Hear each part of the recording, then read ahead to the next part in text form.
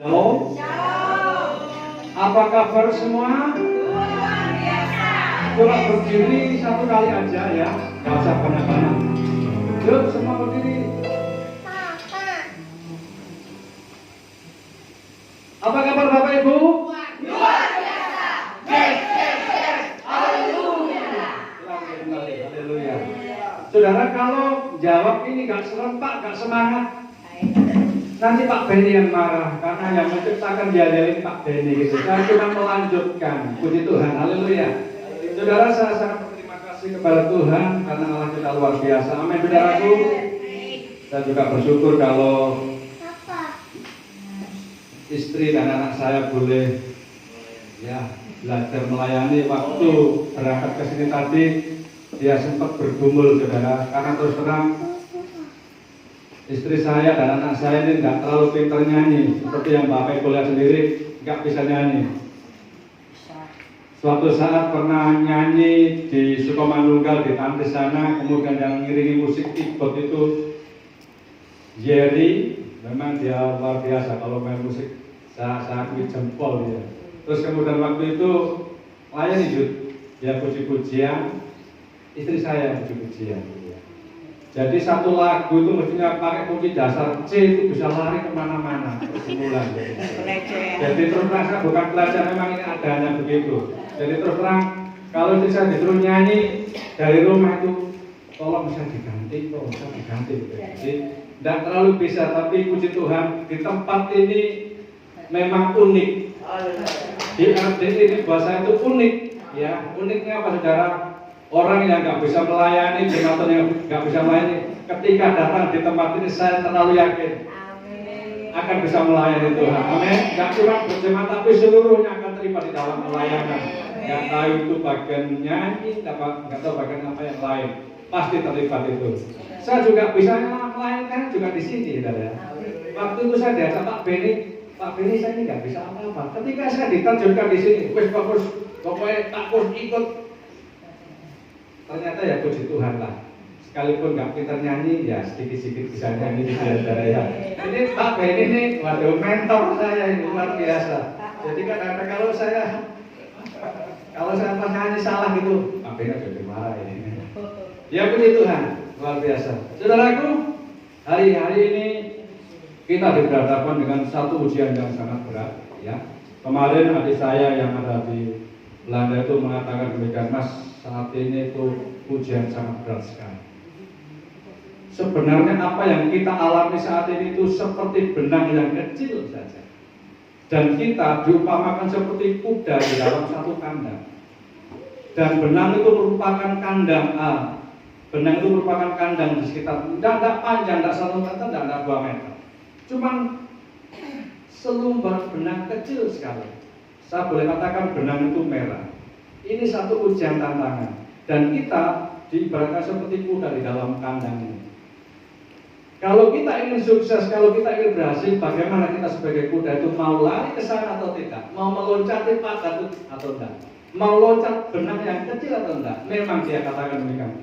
Memang Mas, ketika akan loncat itu bisa juga tersandung. Bahasa Jawa di sini mengatakan bisa juga kesosok, gitu ya. Bisa juga kejelungung atau yang lain. Tapi satu hal yang terpenting bahwa kuda ini punya kemampuan, punya keinginan loncat, ya, sehingga sampai pada satu tujuan. Amin.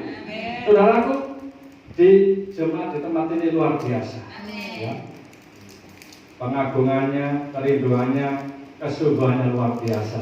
Ada yang dekat, ada yang jauh, ada yang cuma hanya tinggal loncat. Tapi masalahnya mau nggak loncat ke dalam satu tujuan, bahwa saya ketika datang ke gereja ada satu benang yang merintangi saya, ada satu pagar yang merintangi saya. Tapi satu, saya harus loncat ke dalam satu tujuan, karena di situ saya akan menikmati sesuatu yang luar biasa, yang beda, yang tidak bisa disuguhkan dunia kepada saya.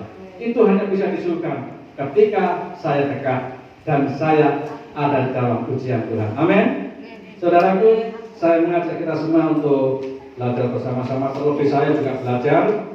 Ya, mari kita akan buka bersama-sama di dalam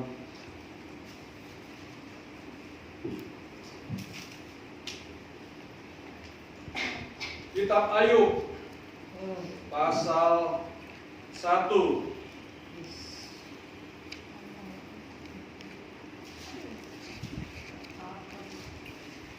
Ayub pasal 1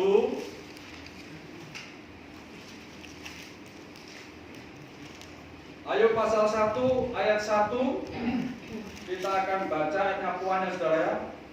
Ayat 1 sampai ke 22 kita akan baca secara bergantian supaya kita diberkati lewat apa yang sudah kita baca malam ini. Dan kita akan belajar kepada salah satu sosok Ayub yang diberkati ketika melewati satu ujian yang berat.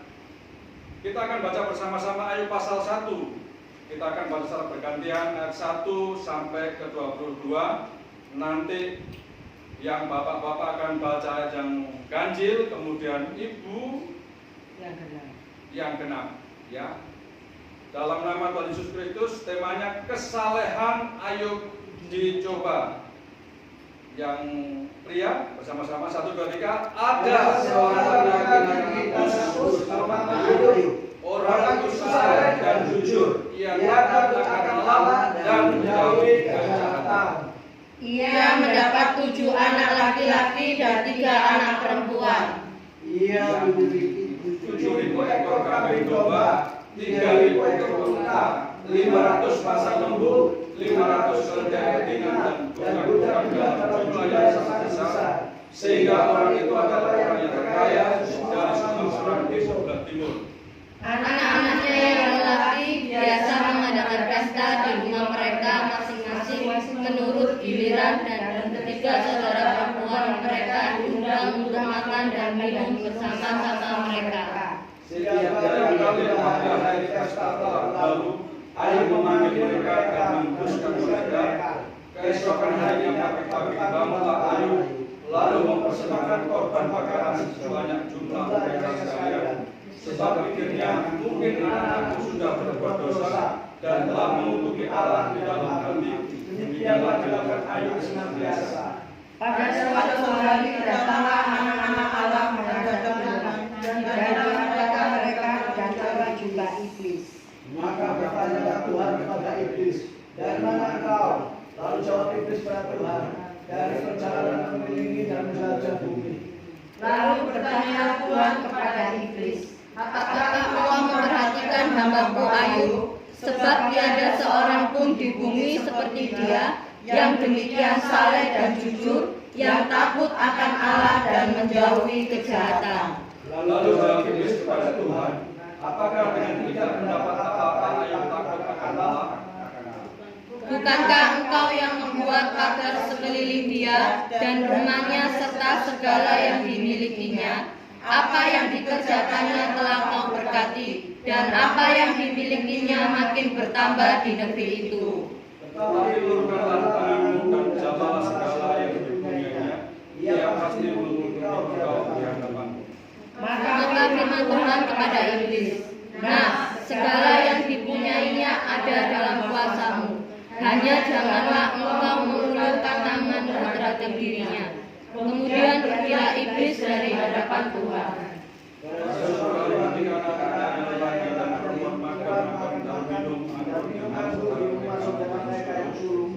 Datanglah seorang pesuruh kepada Ayub dan berkata, sedang lembu sapi membajak dan keledai-keledai betina makan rumput di sebelahnya. Datanglah orang sepak menyerang dan merampas serta memukul penjaganya dengan mata-mata. Hanya sendiri yang luput sehingga dapat memberitahukan hal itu pada Tuhan. Sementara orang itu berbicara, datanglah orang lain dan berkata, api telah menyambar dari langit dan membakar serta memakan habis kambing domba dan penjaga-penjaga. Hanya aku sendiri yang luput, sehingga dapat memberitahukan hal itu kepada Tuhan. Sementara orang itu berbicara, datanglah orang lain dan berkata, orang-orang kasih membentuk 3 pasukan lalu menyerbu tahun dan masuknya serta memukul penjaganya dengan mata-mata. Hanya aku sendiri yang luput sehingga dapat memberitahukan hal itu kepada Tuhan. Sementara orang itu berbicara, datanglah orang lain dan berkata, anak-anak Tuhan yang lelaki dan yang perempuan sedang makan dan minum anggur di rumah saudara mereka yang sulung.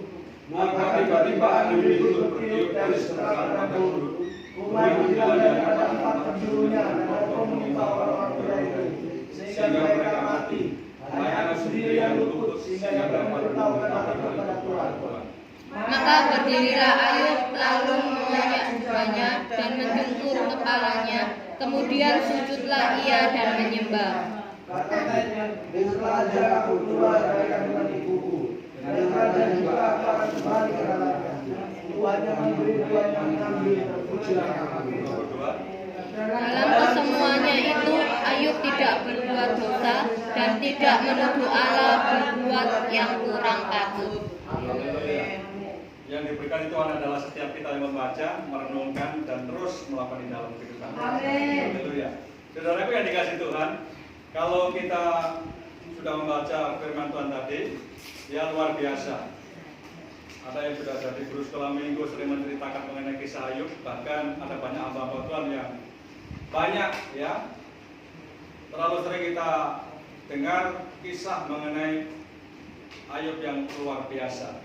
Satu hal yang terpenting pada malam ini bahwa kita rindu bahwa ujian mendatangkan pujian. Amin. Kita rindu bahwa setiap ujian yang dikerjakan oleh Tuhan mendatangkan pujian. Saudara, secara umum suatu peristiwa yang dialami seorang manusia sehingga mendapat masalah atau kesukaran hingga musibah dapat dibagi dua, yaitu sedang mengalami ujian dan sedang mengalami pencobaan. Dalam hal ini secara umum pencobaan dan ujian dapat dibedakan berdasarkan 3 bagian. Beda secara sumber, beda secara sifat, beda secara tujuan. Nah, ternyata setelah saya baca-baca antara pencobaan dengan ujian itu beda, saudara. Masalahnya demikian. Kalau seseorang yang mendapat pencobaan itu juga jangan dikatakan, oh aku dicoba. Tidak. Firman Tuhan katakan Tuhan tidak pernah mencobai siapapun. Berarti cobaan itu bisa juga datang dari si iblis, bisa juga datang dari daging kita. Dan ujung, seperti tadi katakan, beda secara sumber, beda secara sifat, beda secara tujuan. Kalau pencobaan datang dari daging kita, dari iblis, itu mempunyai satu tujuan. Berakhir, tujuannya apa? Kebinasaan, maut. Kalau ujian, saya yakin pasti datang dari Tuhan. Ujungnya apa? Keselamatan, hidup yang kekal, sukacita. Nah, kita tinggal pilih situ. Jadi pencobaan sudah jelas, akhirnya bagaimana, ujian bagaimana. Pencobaan jelas datang dari kuasa kegelapan. Kalau kita baca tadi, terus sebenarnya Ayub ini pencobaan atau ujian? Memang tidak salah kalau ada yang mengatakan itu ujian Pak Gus. Tidak salah. Bisa juga katakan itu pencobaan, juga tidak salah. Tapi masalahnya Ayub ini sedang dicobai tapi seizin Tuhan. Amin. Sedang diizinkan Tuhan. Ketika kuasa kegelapan iblis datang kepada Tuhan, aku melihat hambamu. Memang luar biasa Ayub, saudara. Orangnya takut Tuhan, hidup jujur, saleh, dan menjauhi kejahatan. Ternyata ketika Ayub punya sifat ini, kuasa kegelapan nggak tinggal diam. Bagaimana caranya supaya Ayub ini jatuh, datang kepada Tuhan? Akhirnya apa Yesus ngomong? Ya sudah, kerjakan. Intinya begitu, kerjakan. Tapi ingat, jangan sampai nyawanya kau hancurkan. Oke lah hartanya dan lain sebagainya. Berarti ini adalah ujian atau pencobaan yang sedang diizinkan Tuhan. Akhirnya bagaimana ketika Ayub alami ini secara luar biasa. Nah, saudara yang dikasih Tuhan, mengapa Allah begitu bangga pada Ayub? Inilah hal-hal yang membuat Ayub dapat ujian tinggi dari Allah. Jadi saya katakan tadi temanya ujian menjadi pujian. Kalau kita mendapatkan pencobaan atau ujian saudara yang di tengah rumah tangga, di tengah pekerjaan, banyak sekali teman-teman kita atau keluarga kita, saudara kita mengatakan, itu kesalahanmu, itu mergane kamu nggak pernah berdoa, itu mergane kamu nggak sungguh-sungguh sama Tuhan. Nang gereja seminggu sepisan, ya memang dino minggu, memang jam ibadah hari minggu. Mau ikut tengah minggu masih dilarang, masih ikut doa malam juga masih dilarang. Bagaimana? Sportif gitu ya. Jadi minggu aja. Tapi masalahnya kan nggak cuma hari minggu, ada jam-jam doa, ada. Ketika ujian datang, itu salah kamu sendiri. Kenapa kamu nggak berdoa dan macam-macam? Itu yang sering kita terima, kita dengar dari kawan-kawan kita, saudara kita. Nah, kalau kita lihat Ayub sehingga mendapatkan pujian dari Tuhan. Kita hidup, ya, kita rindu tetap memuji, memuliakan nama Tuhan. Tapi masalahnya di sini, Ayub mendapatkan pujian, mendapatkan satu jempol di hadapan Tuhan. Yesus sendiri loh ini yang memberikan jempol pada Ayub. Terus kenapa kok sampai Allah memberikan satu pujian, mengangkat dia, dikatakan jempol lebih tinggi? Apa masalahnya? Satu, ya, karena Ayub ini rela hati terima ujian. Ingat, kalau kita baca ayat yang ke-1 sampai ke-23 tadi dan ayat yang lain di pasal-pasal yang lain, Ayub kehilangan lembu sapi, 10 anaknya, bahkan istri yang disayangi mengatakan apa? Masih setiakah engkau sama Allahmu? Masih ke gerejakah kamu sama Allahmu? Masih berdoakah engkau sama Tuhan? Masih jadi singerkah? Menjadi WL-kah kamu? Ini ujian untuk kamu berat. Secara manusia, kutukilah halam aja. Wes gak penting. Kenyataannya kamu jadi WL, kamu juga dapat masalah. Ketika kamu mengampuni, juga dapat masalah. Ketika kamu sudah jadi singer, sudah main musik, sudah suatu-suatu, tetap dapat masalah. Wes, kutuki aja Allahmu. Ayo katakan apa? Masakan yang enak aja kamu terima. Dalam bahasa orang sini, mosok urip itu terima enak etok, begitu Bu ya. Mosok terima urip apa enak etok? Yang enak. Sekali-kali dong terima masalah. Tapi masalah di sini Ayub mendapat pujian dari Tuhan. Ternyata bagian yang pertama, karena Ayub ini rela hati terima ujian. Amin. Kita sebagai pelayan Tuhan, semua kita pelayan Tuhan. Sudah siapkah kita seperti sosok Ayub yang rela hati mendapatkan ujian? Bukan ujian dulu, ujian. Ujian di mana? Di tengah-tengah pekerjaan, di tengah-tengah keluarga, menghadapi kakak, menghadapi mas, menghadapi siapa aja, di tengah-tengah pelayanan, di tengah-tengah tim. Ingat loh saudara, kadang-kadang satu tim itu kadang-kadang juga sedikit. Tapi bisa bersyukur tim-tim di sini ini kompak apa lagi memang band ini wah itu. Udan berangkat, atau berangkat, naik gunung, turun gunung berangkat. Amin. Amin. Jangan tepuk tangan untuk terima band ini. Loh, terus saudara, saya ini bisa sampai di sini sampai sekarang kurang lebih 10 tahun ya di sini ya. Ini terus terang ini kan juga mentor saya ini Pak Beni ini, ya. Ketika saya datang pertama kali di sini Pak Beni mengatakan gini, Pak Kus datang di gereja Kedangan, jam piro? Dimulai jam 4. Saya ingat itu waktu itu. Jam 4. Ternyata saya tuh lewat sawah yang kapan hari saya saksikan itu, ya. Saya sempat ketakutan karena lewat sawah udah banjir di situ. Ternyata ibadah bukan jam 4, jam 6 dimulai. Saya datang di sini setengah 5. Telat saya jam 5, ternyata di sini belum ada orang. Tapi luar biasa Pak Beni, perjuangannya yang luar biasa sehingga sampai saat ini saya bertahan dan saya menikmati ibadah di sini, menikmati satu kekeluargaan, persekutuan dengan Tuhan di sini. Satu dengan yang lain saling membangun, saling mengisi dan saya merasa kuat. Sekalipun tempat saya masih di wilayah Jawa Timur di sana nggak jauh ya. Nggak jauh Pak lain lagi ya tempat saya, nggak jauh ya. Belum jauh Pak. Tapi itulah wujud cinta Tuhan, Amin. wujud saya mengasihi Tuhan. Amin. Masih adoh tak parani, amin. Masih jauh tetap saya setia kepada Tuhan. Wujud cinta kita kepada Tuhan. Ayo rela dipuji. Karena apa? Dia menunjukkan cintanya kepada Tuhan. Buktinya bahwa dia orang yang sungguh-sungguh pada Tuhan.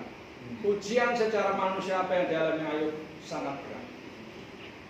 10 anaknya mati. Kambing, lembu, domba, mungkin ada unta, kuda, semua hancur. Para penjaganya juga habis, harta bendanya habis. Bahkan firman Tuhan di sini, kalau kita baca, kesehatannya juga hancur. Gak ada yang bisa dibanggakan. Tetapi satu teladan yang luar biasa, Ayub rela menikmati ujian karena Tuhan sudah izinkan, sehingga pujian boleh dinyatakan Tuhan kepada Ayub. Orangnya yang saleh, yang jujur, orangnya yang menjauhi kejahatan dan hidupnya luar biasa. Kemudian kalau kita baca di dalam Ayub pasal 1 ayat yang 21 22 kita baca. Saya baca untuk kita semua.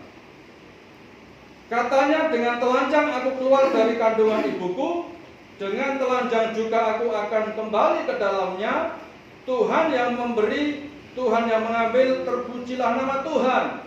Dalam semuanya itu Ayub tidak berbuat dosa dan tidak menuduh Allah berbuat yang kurang patut. Ini satu teladan yang luar biasa. Ini juga mengajar kita dimanapun kita berada, dalam posisi apapun, ketika ujian itu oke lah, tidak besar, kecil aja. Pernahkah kita mengatakan seperti Ibu Yusuf tadi katakan, saya bersyukur karena pertolongan Tuhan. Saya bersyukur karena saya sehat sampai saat ini. Tapi masalahnya, kemarin waktu pada kita lain saya katakan, anak saya Glory ini terus terang anak urip-uripan. Anak saya yang pertama dipanggil Tuhan, 4 tahun kemudian ada Glory. Ketika anak saya masuk rumah sakit sampai umur ceprot, sampai umur 5 tahun, terus masuk rumah sakit.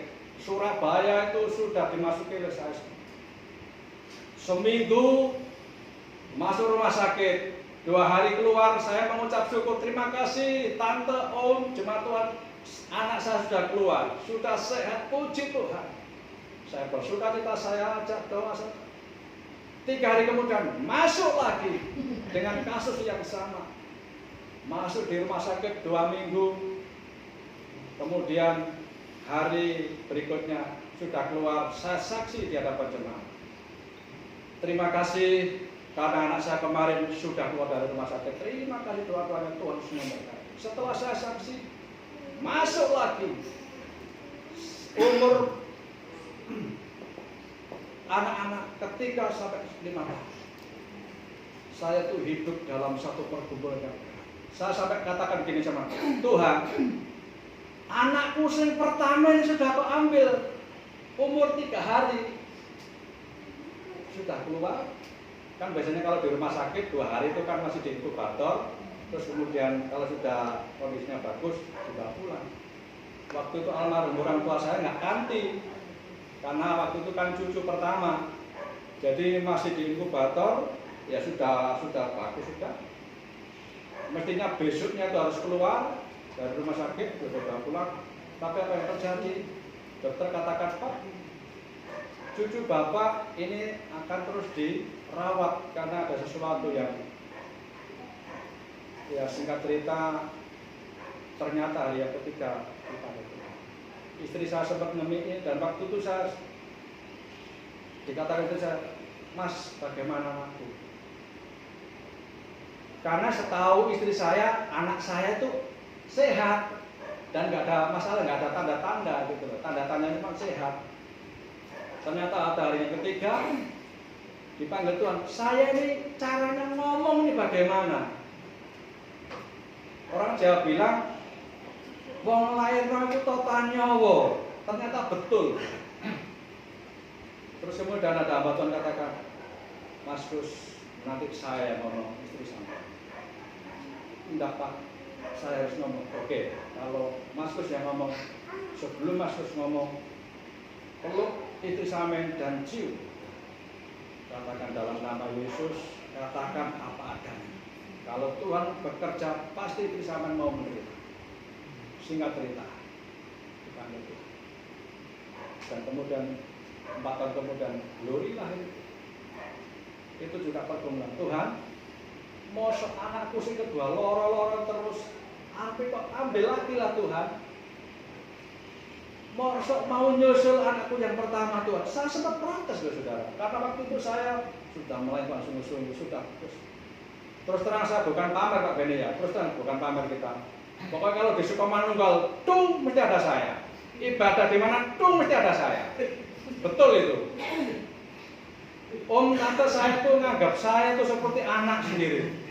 Ada kegiatan doa, mesti ada saya. Ibadah di mana, di keluarga, pergi kemana mesti ngejak saya. Bahkan ke pasar belanja pun saya suruh antar. Betul. Sampai masak itu saya disuruh bantu iris-iris. Betul itu. Jadi saya sempat protes sama Tuhan, saya ini sudah melayani Tuhan.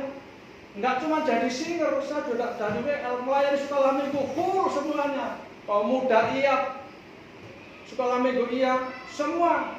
Tuhan mosok, anakku bapak panggil lagi. Bayangkan saudara, umur 1 tahun sampai umur 5 tahun terus masuk rumah saya pergumulan.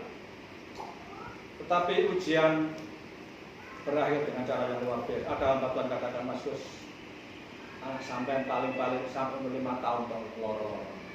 Berikutnya nanti begini. Saya iman. Ternyata luar biasa. Sampai sekarang menjadi anak yang luar biasa, anak yang luar biasa. Karena itu, ya, itu tentunya campur tangan dari setiap hamba-hamba Tuhan, anak-anak Tuhan. Tentunya yang keluarga saya yang ada di sini. Semua mau mendukung saya, mendukung anak saya, istri saya, sehingga kami sekeluarga menjadi orang-orang yang luar biasa. Oleh karena Tuhan kita yang luar biasa, amin. Seperti Ayub, dikatakan ayat yang ke-22, dalam kesemuanya itu Ayub tidak berbuat dosa dan tidak menuduh Allah berbuat yang kurang patut. Jadi apa yang dialami oleh Ayub, semuanya hancur, semua meninggalkan, bahkan istrinya mengutuki dia, kutuki Allahmu, dan matilah. Tapi ingat, ketika Ayub alami ujian yang berat ini, seperti ayat ke-22, dalam kesemuanya itu Ayub tidak berbuat dosa dan tidak menuduh Allah berbuat kurang patut. Hanya dikatakan, Tuhan aku bersyukur. Karena apa? Dengan telanjang keluar dari kandungan ibuku, dengan telanjang juga aku akan kembali ke dalamnya. Tuhan yang memberi, Tuhan yang mengambil, terpujilah nama Tuhan. Bisakah kita ucapkan demikian saudara ketika kita mendapat ujian? Ujian yang kita alami sampai saat ini terus terang tidak seperti yang Ayub alami. Tidak seperti Rasul Paulus yang alami. Tidak seperti Yusuf dan hamba-hamba Tuhan yang lain. Kita ini kecil sekali, hanya selumbar benang kecil. Seperti yang saya katakan di depan tadi, bisakah kita meloncat di pagar benang yang kecil? Karena ketika kita loncat memang sempat kita tersandung, memang sempat kita terhuyung-huyung. Bahasa sini sempat juga kesosok. Tapi satu tujuan, kita akan menikmati sukacita yang luar biasa. Ada hadiah yang luar biasa di sana. Asal kita terus ada di dalam ujian. Ingat, ketika kita menikmati ada di dalam ujian, jangan menyalahkan Tuhan ini bla bla bla. Tidak. Tuhan, aku bersyukur. Kuatkan aku menghadapi ujian ini. Seperti yang Ayub alami, saya nggak seberapa loh Tuhan. Ajari saya untuk mengucap syukur. Kemudian yang kedua, kenapa Tuhan sampai mengatakan engkau luar biasa? Yesus mengatakan Ayub hambaku luar biasa. Sampai Yesus memuji kesalehan, kesungguhan Ayub. Karena Ayub percaya bahwa ujian mendatangkan kebaikan. Ingat, bukan pencobaan, tapi ujian yang dialami oleh Ayub mendatangkan kebaikan. Kalau pencobaan yang datangnya dari daging kita, emosi kita, dari kuasa kegelapan, ujungnya maut, hancur, binasa lebur. Tetapi ujian yang datangnya dari Tuhan akan mendatangkan kebaikan. Ujian bisa menghasilkan iman yang matang. Coba kita akan buka bersama-sama di dalam Yakobus pasal 1.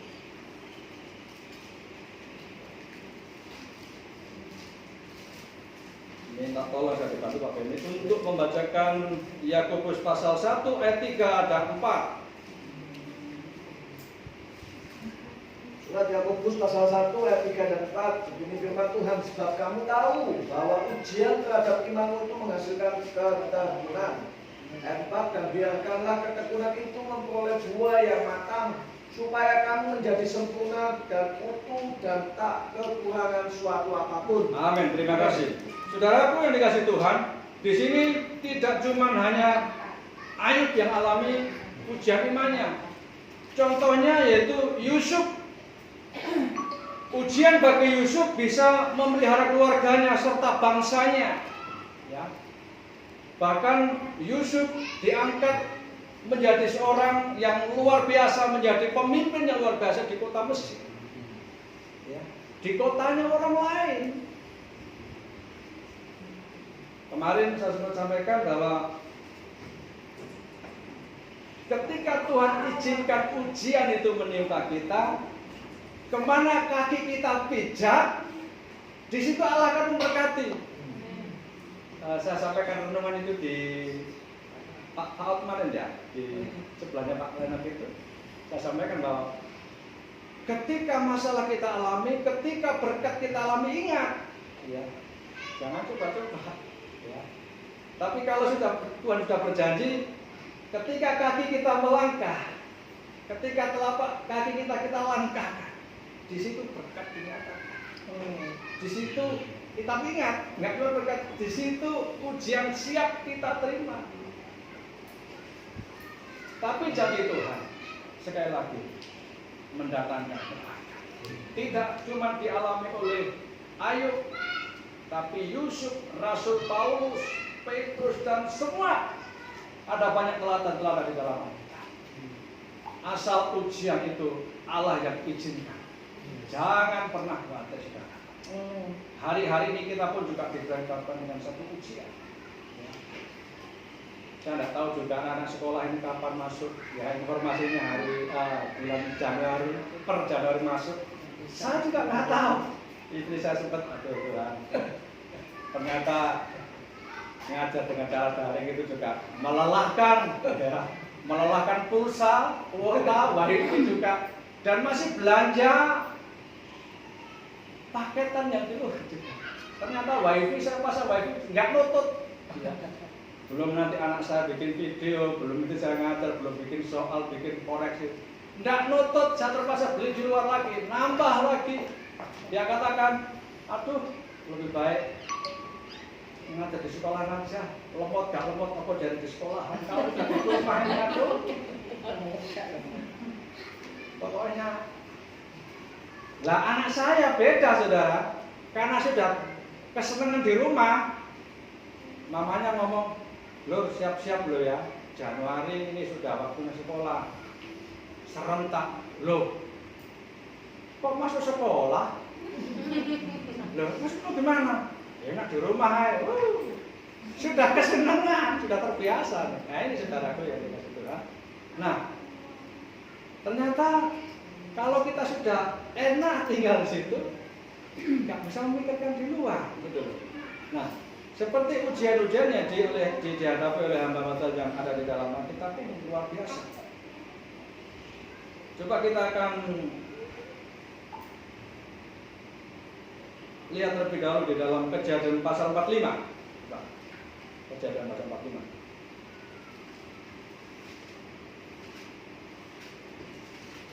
Kejadian 45 ayat 5 sampai 8.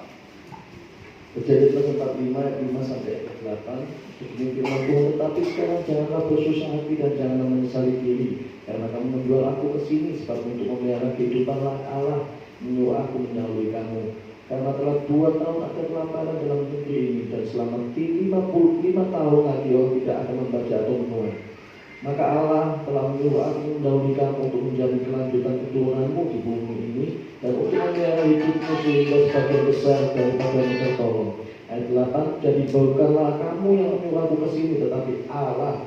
Dialah yang telah menempatkan aku sebagai bapa bagi Firaun dan tuan atas seluruh istananya dan sebagai kuasa atas seluruh tanah Mesir. Amin. Jadi kalau ujian itu seizin Tuhan, seperti yang dibaca ayat yang ke-8 tadi. Jadi bukanlah kamu yang menyuruh aku ke sini, tetapi Allah. Dialah yang telah menempatkan aku sebagai bapa bagi Firaun dan tuan atas seluruh istananya dan sebagai kuasa atas seluruh tanah Mesir. Jadi ternyata ujian kalau sudah Allah yang izinkan, ada mahkota, ada satu harapan yang luar biasa. Tuhan tidak pernah sia-siakan. Jadi ingat saudara, marilah kita menjadi pelayan Tuhan, mempersiapkan diri untuk terima ujian. Ya. Karena apa? Dengan ujian kita akan naik lebih tinggi lagi, naik level. Kalau anak sekolah tidak siap dengan ujian, ya ini kalau anak sekolah nggak siap ujian, nggak siap ulangan, ya ini saya bisa dikatakan di sekolah apa enggak ini, ya. Berarti kan akhir daripada sekolah itu kan ujian. Kalau ujian udah oke, lulus, kita dapat sertifikat, dapat ijazah. Oh nilainya ini, oh nilainya ini. Lah kita ada di situ. Kita selama ini sedang menghadapi satu ujian, tantangan. Ketika kita sudah lulus, nilai-nilai kita tertera. Dan kita belajar bersama-sama bahwa nilai yang ditaruh Tuhan itu adalah nilai-nilai yang luar biasa. Dan Tuhan memberikan jempol kepada Tuhan. Yesus memberikan pujian ini juga dinyatakan kepada Ayub. Mestinya kita memuji Tuhan, kita bersyukur pada Tuhan. Tapi Tuhan sendiri, Allah yang menciptakan saudara dan saya, memuji hambanya. Kadang-kadang ini kayaknya keliru. Ya.